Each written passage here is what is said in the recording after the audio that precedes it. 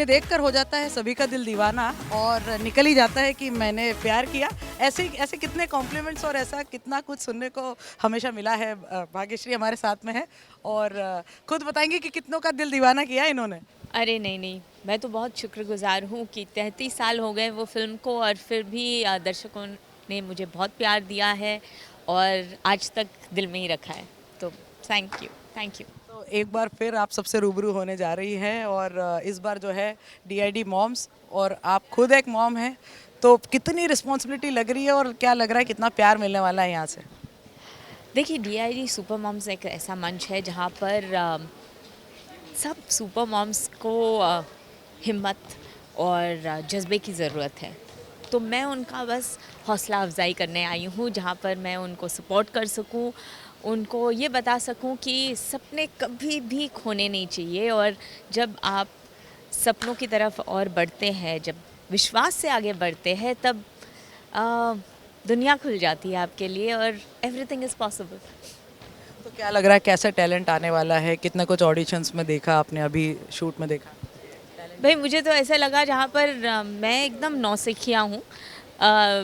सब कंटेस्टेंट्स भी मुझसे बहुत बेहतर डांस करते हैं, तो मेरे ख्याल से मैं तो उन्हें उस तरीके से जज करने वाली हूँ कि जो सबसे ज़्यादा एंटरटेनिंग हो, जो सबसे ज़्यादा सीखने की कोशिश करे और जो अपने कोरियोग्राफर्स के साथ डांस सीख कर अलग अलग किस्म के डांस हमको बताए।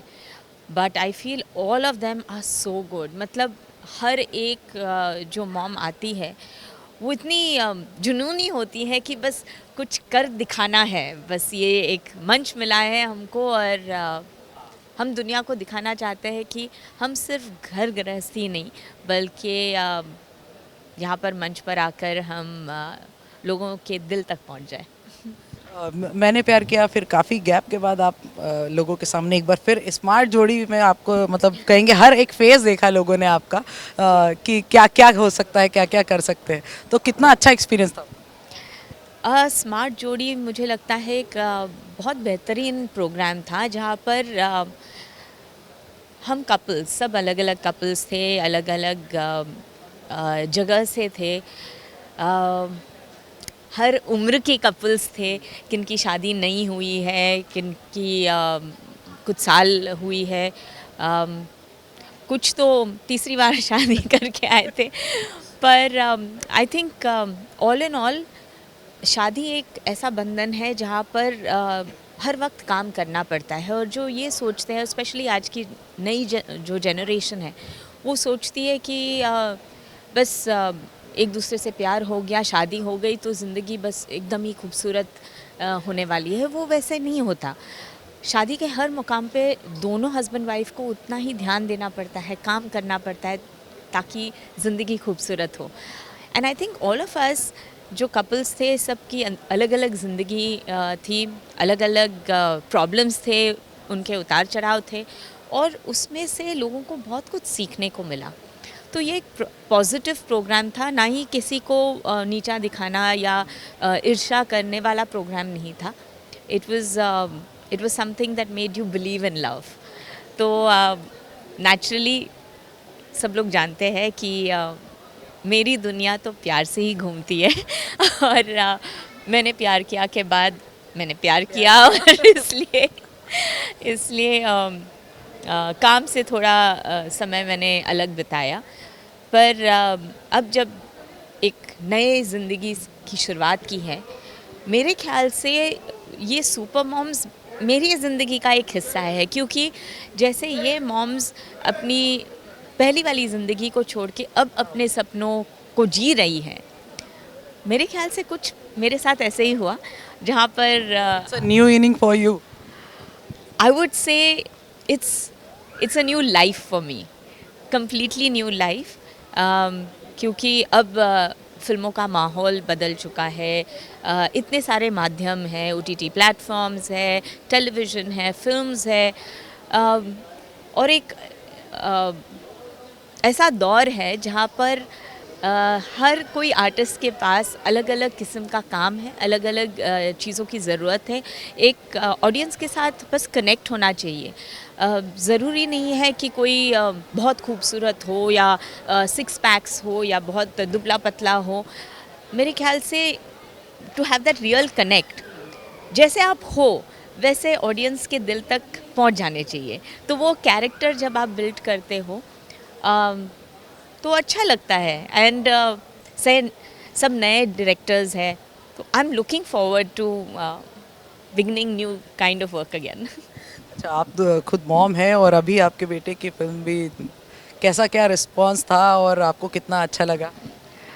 जी, फिल्म कल रिलीज़ होने जा रही है 17 तारीख को, और मैं दर्शकों से विनती करूंगी कि प्लीज़ जाकर थिएटर में उसे देखिए।